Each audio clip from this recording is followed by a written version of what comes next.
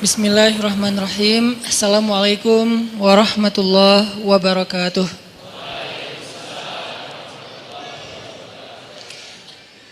Innal hamdalillah nahmaduhu wa nasta'inuhu wa nastaghfiruh.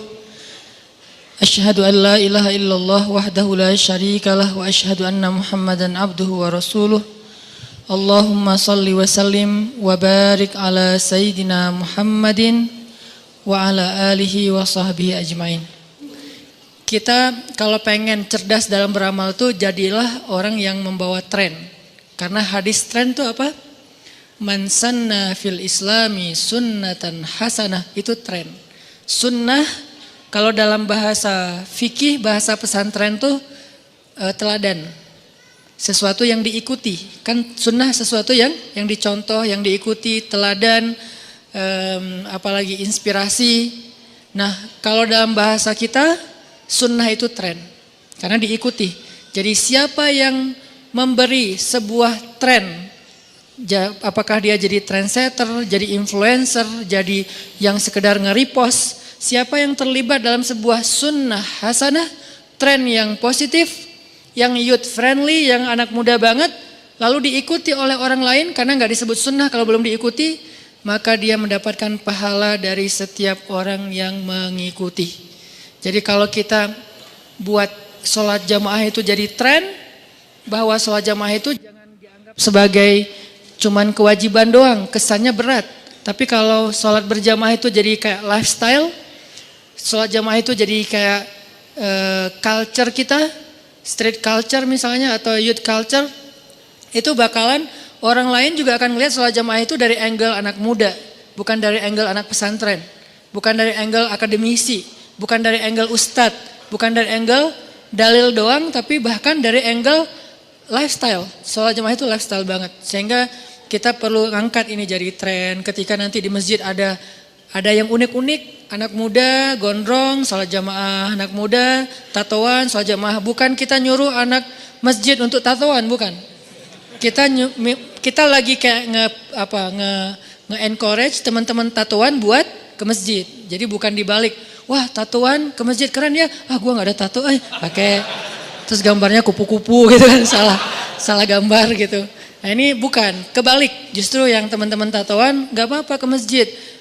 Tatoan itu bukan larangan ke masjid, tatoan itu udahlah masa lalu ya, tapi dia masih diterima kok di masjid. Allah itu maha kasih sayang, maha pemurah, maha wasi'ur rahmah, kasih sayangnya luas banget. Terus membuka pintu taubat di malam hari untuk orang yang berbuat dosa di siang hari, membuka pintu ampunan di siang hari untuk orang yang berbuat dosa di malam hari. Itu arti di antara kalimat kulla yaumin huwa fi sya'n. Setiap hari Allah itu fi sya'n, sibuk. Arti sibuk di sini tuh bukan riwah ya. Jadi kalau kulla yaumin huwa fi sya'n itu artinya setiap hari Allah itu sibuk mengampuni dosa hambanya. Setiap hari Allah kasih rezeki buat hambanya. Setiap hari Allah itu ngasih solusi, nolongin, dengerin doa, mengijabah doa. Semua kebaikan itu Allah berikan every day. Jadi kalau ada kayak kita kemarin program Giving Everyday, itu sebetulnya kulla yaumin huwa fi sya'n. Makanya kita jadiin Giving Everyday program kita biar jadi kayak tren juga, walaupun mungkin belum berkembang. Someday kita ramein bareng-bareng karena Allah giving everyday. Setiap hari ngasih nikmat, setiap hari ngasih ampunan, setiap hari ngasih pahala, setiap hari ngasih kebaikan. Lailan wa naharan, malam dan siang. Semuanya. Cuman di antara sekian banyak waktu yang baik itu ada waktu-waktu yang istimewa. Yang jelas nggak ada waktu yang jelek. Semua waktu baik, tapi di antara yang baik itu ada yang istimewa. Misalnya kayak sepertiga malam terakhir, kalau daily-nya. Kalau weekly-nya Jumat. Kalau monthly-nya pertengahan Ayyamul Bait. Kalau setahunnya Ramadan gitu kan. Ramadan juga nanti semua hari di bulan Ramadan baik, tapi nanti ada Lailatul Qadar, malam tertentu di 10 terakhir. Kayak gitu-gitu yang jelas ya setiap hari aja. Sehingga mudah-mudahan kita yang mencontohkan ini sebagai sebuah habit, lifestyle, begitu diikuti oleh orang lain, bukan kita udah suci, bukan kita udah benar, tapi kita pengen bareng-bareng deh yuk kita ke surga ngegeng gitu kan. Karena orang di akhirat itu nanti masuk surga juga ngegeng. Gimana ayatnya? Ashtatan liyurau a'malahum. Ashtat itu kalau terjemahan standar yang mainstream itu berkelompok-kelompok. Kalau terjemahan youth, anak muda, berkomunitas-komunitas, bergeng-geng, bergrup-grup WhatsApp. Itu ashtatan. Jadi kalau kita grup WhatsApp-nya saling menguatkan support untuk tahajud, berarti grup itu insya Allah nanti jadi grup di padang mahsyar. Grup apa itu? Grup tahajud. Grup apa itu? Grup sedekah. Grup apa itu? Grup taklim. Grup apa itu? Grup move on dari mantan misalnya kan. Ya apapun lah ya, yang jelas positif gitu kan. Sehingga nanti di padang mahsyar kalian akan melihat orang itu berkelompok-kelompok. Sesuai dengan apa? Sesuai dengan a'malahum. A'malahum kalau terjemahan mainstream amal. Kalau buat saya a'malahum itu activity. Activity apa yang mereka cukup jelas jadi kayak dominan gitu ya. Kita kan kalau ngelihat teman kita teringat sesuatu yang dominan pada dirinya kan. Misalnya ngelihat teman kita yang kita ingat dari dia itu apa? Dia itu senang, misalnya anaknya itu senang olahraga apa? Kita ngelihat teman kita, walaupun hidupnya bukan olahraga terus kan, pasti ada activity yang lain. Cuman kayak yang terkesan dari dia tuh anak apa misalnya, anak parkur misalnya. Terus ada lagi teman kita ngelihat dia tuh apa sih anaknya yang paling terkesan buat kita, dia orangnya pemalu. Satu lagi orangnya dia yang paling dominan apa? Malu-maluin. Misalnya macam-macam kan ya, ada yang berbeda-beda. Terus ada yang ini misalnya cerewet, yang ini pendiam, yang ini orangnya kayak perfeksionis, yang ini idealis, yang ini kaku, yang ini humble, yang ini masing-masing orang punya sesuatu yang mewarnai dirinya dan itu cukup terkesan. Nah, ini namanya a'malahum. Pastinya amal di sini bukan hanya satu amal, cuman mana sih yang kita udah jadi kayak udah ngeklik gitu ya, udah jadi diri kita. Misalnya kayak orang yang rajin sholat malam, orang yang pernah sholat malam namanya qaim, yang pernah sholat malam. Kalau rajin sholat malam, qawwam. Orang yang sesekali puasa, shaim. Kalau udah sering puasa, shawwam. Cewek yang pernah sholat malam, qaimah. Yang pernah puasa, shaimah. Ya benar, shaimah itu artinya pernah puasa gitu, pernah ya. Kalau sering puasa, shawwamah. Kalau sering sholat malam, qawwamah. Kan Hafsah istri Nabi itu shawwamah, qawwamah. Rajin puasa di siang hari, rajin tahajud di malam hari. Nah berarti ada yang dominan dari Sayyidah Hafsah. Dari Sayyidah Aisyah yang dominannya apa? Brilliant, smart, cerdas banget. Belum lagi nanti sisi fisiknya Humairah dan seterusnya dipanggil sama Nabi Aish ya, sampai di Sunda jadi Eis misalnya. Ya beda-beda tipis lah ya. Karena orang Sunda nggak bisa bilang Ain jadinya E. Ya Aish, ya Eis. Mirip-mirip dikit lah ya. Ini menunjukkan bahwa nanti di padang mahsyar tuh kita teman-teman bakalan bergeng-geng juga. Jadi emang kehidupan akhirat itu nanti kita juga akan bakalan di satu-satuin lagi nih. Gengnya sesuai dengan amal kita atau aktivitas kita. Mudah-mudahan dengan kita kayak sekarang dan dawam artinya terus menerus, kita bisa jaga sampai akhir hayat kita untuk selalu hadir dalam taman-taman surga, yaitu majelis ilmu, tongkrongan zikir. Kelak nanti ketika kita dibangkitin di padang mahsyar, kita akan dibangkitkan dalam keadaan terhormat. Dalam keadaan spesial, VVIP, dapat naungan Allah di antara 7 komunitas manusia yang dapat naungan Allah. Mudah-mudahan kita dapat bukan hanya satu ya, tapi beberapa tiket. Karena ada 7 tiket sebetulnya. Ya setidaknya kita dengan dawam kayak gini tuh udah dapat 1 tiket, yaitu syab nasya'a fi ibadatillah. Pemuda yang tumbuh dalam keadaan dekat sama Allah. Tumbuhnya dengan belajar, tumbuhnya dengan hadir dalam tongkrongan ilmu, tumbuhnya dalam masjid, tumbuhnya dalam masyarakat yang dia menjadi orang yang khairun nas, anfa'uhum linnas. Belum lagi nanti kalau kita bisa di sini tuh membiasakan diri juga menangisi dosa. Kemudian simulasi itu bisa kita praktekin nanti pas kita lagi me time. Kapan kita me time-nya? Sepertiga malam terakhir. Kita bisa me time, nggak diganggu siapa-siapa. Di sini tuh kayak latihannya lah ya, kayak simulasinya dipimpin oleh seorang guru, ustadz, penceramah, gimana cara curhat sama Allah. Munajat kepada Allah. Kayak Nabi Zakaria, idnada rabbahu nidaan khafiyya. Ketika beliau curhat sama Allah dengan suara yang lirih. Udah gitu isi curhatnya beliau ngomong gini, Rabbi wahanal azmu minni washta'ala ar-ra'su syaiba walam akum bidu'aika rabbi syaqiyya wa inni khiftul mawaliya min warai wa kanat imraati aqira fahabli min ladunka waliyah yarithuni wa yarithu min ali Yaqub waj'alhu rabbi radiyya. Ini hanya simbolik dari konten curhatnya Nabi Zakaria.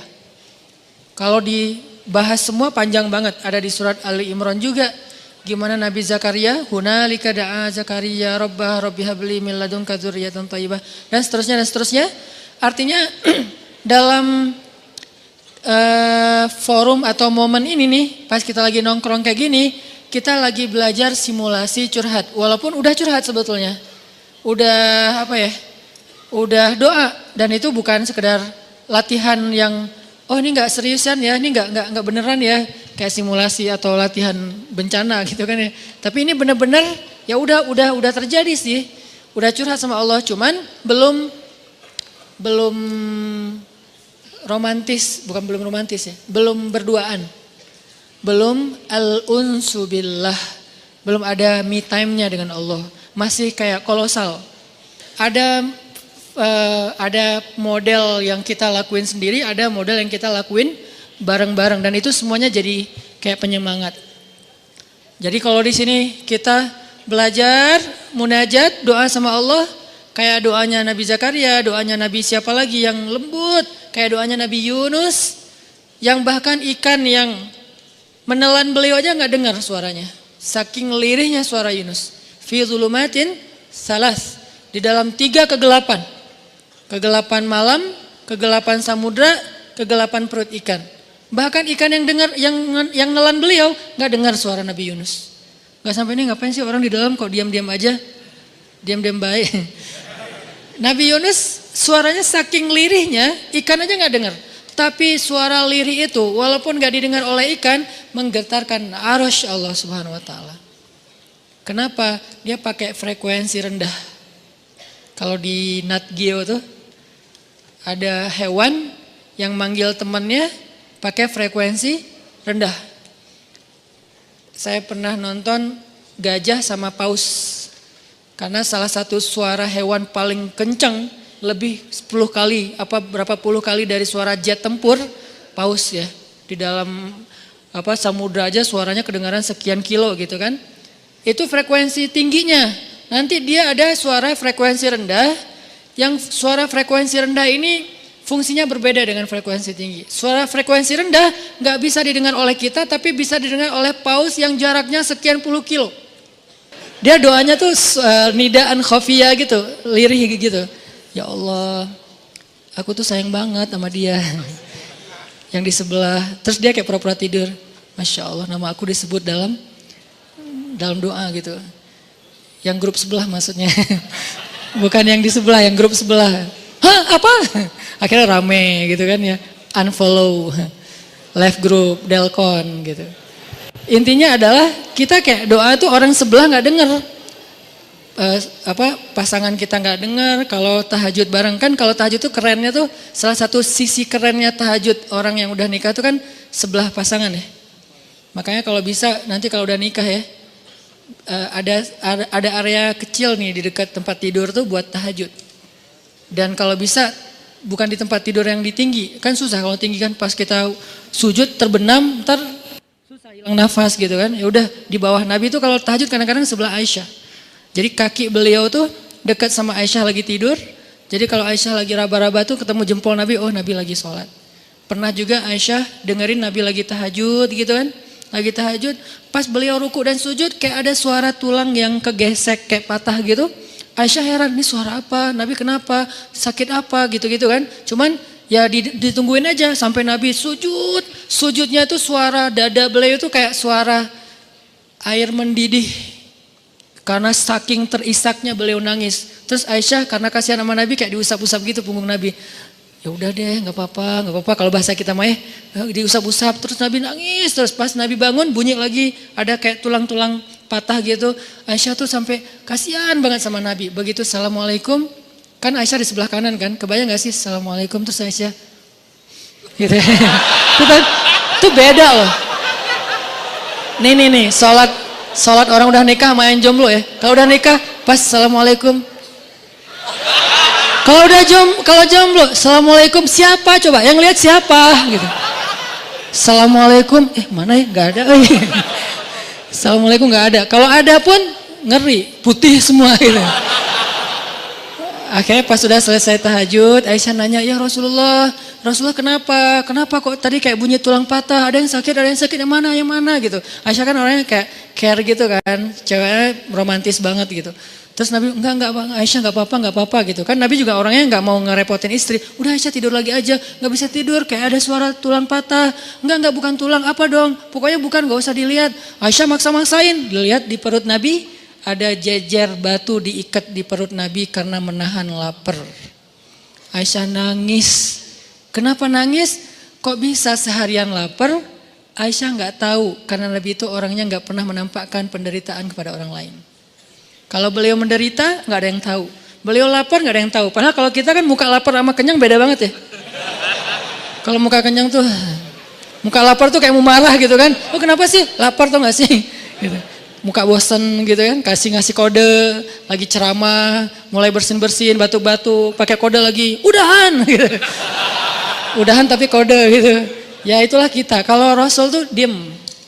Orangnya tuh ra'fah bil mu'minina, Raufun rahim, nggak tegaan, nggak enakan, nggak mau ganggu, nggak mau ngerepotin, nggak mau ngebebanin. Itu rafahnya Nabi. Sehingga Aisyah aja nggak tahu kalau Nabi lapar. Jadi Nabi seharian lapar, nggak apa-apa Aisyah. Tapi kok nggak ngomong, nggak apa-apa Aisyah. Tapi kan aku sedih.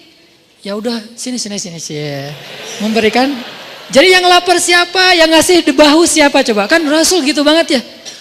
Ini Rasul. Artinya sholatnya nidaan khafiyah. Pernah juga Nabi lagi doa tuh. Sholat karena nggak pengen ngeganggu Aisyah di masjid sebelah rumah Aisyah. Aisyah pas bangun, oh Nabi kemana nih? Kan curiga gitu kan? Mana Nabi? Jangan-jangan, nah langsung disamperin rumah Sofia. Ada Nabi nggak di situ? Nggak ada, beneran. Ya udah, Hafsah ada Nabi nggak? Nggak ada. Maria ada Nabi nggak? Nggak ada. Zainab ada Nabi nggak? Nggak ada. Ummu Salamah satu-satu disamperin sama Aisyah, nggak ada.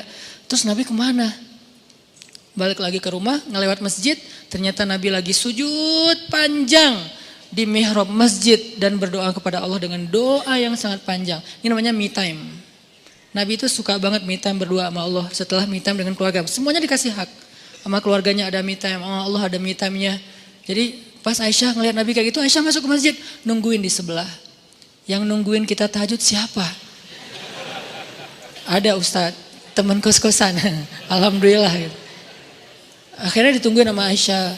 Nabi doa apa? Allahumma ilaika aslamna wa bika amanna wa alaika tawakkalna wa ilaika anabna wa bika khasamna na'udzu bi'izzatika an tudillana antal hayyul ladzi la yamut wal insu wal jinnu yamutun. Panjang doanya. Itu yang saya hafal. Masih panjang, saya nggak hafal. Artinya doa Nabi itu kayak kita tilawah 1 juz loh.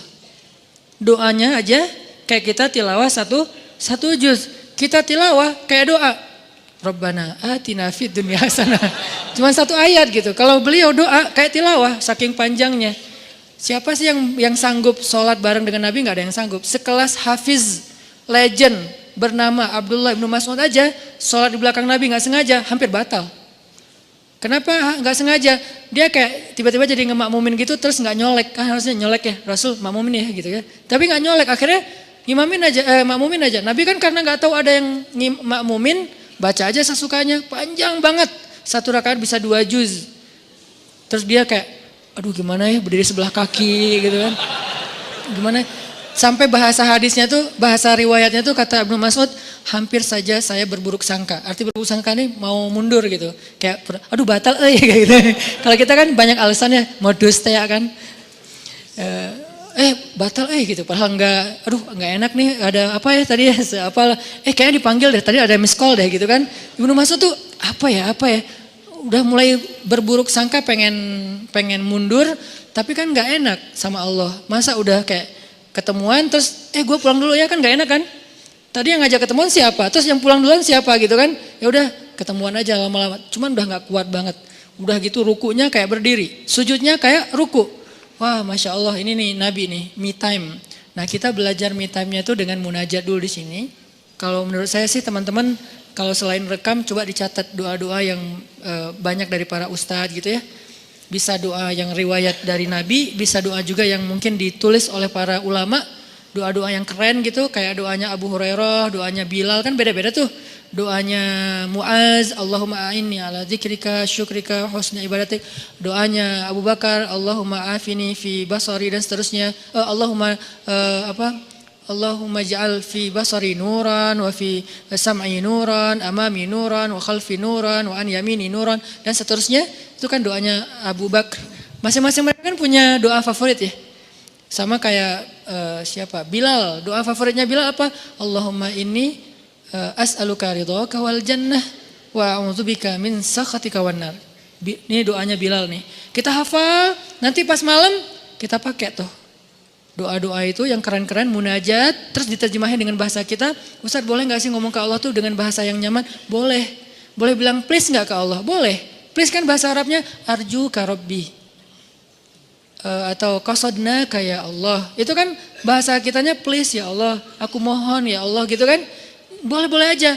Oh Allah kok please. Gak masalah. Karena itu bukan berarti gak sopan. Yang gak sopan itu kalau kita ngomong ke Allah tuh pakai bahasa celaan. Apa itu. Tapi kan ini gak celaan. Cuman bahasa yang kayak nyaman aja di kita. Terus pakai perasaan gitu. Ada rasa malunya. Ada rasa kangennya. Ini kita latihan pas gini, nanti malamnya bisa nangis, masuk lagi satu tiket. Apa tiketnya? Orang yang mengingat Allah dalam keadaan me time, sendirian, khalian, lalu air matanya menggenang, membasahi pipinya, dia dapat tiket VIP nanti di padang mahsyar. Jadi kita tuh mudah banget loh, Allah tuh mempermudah banyak urusan, karena Allah tuh gak mau ribet, gak mau nyusahin kita. Yuridullahu bikumul yusra wala yuridu bikumul usr ma anzalna alaikal Qur'an litashqa la yukallifullahu nafsan illa usaha fattaqullaha mastata'tum. Semua ini ayat kemudahan. Allah pengen memudahkan kalian, Allah gak pengen nyusahin kalian.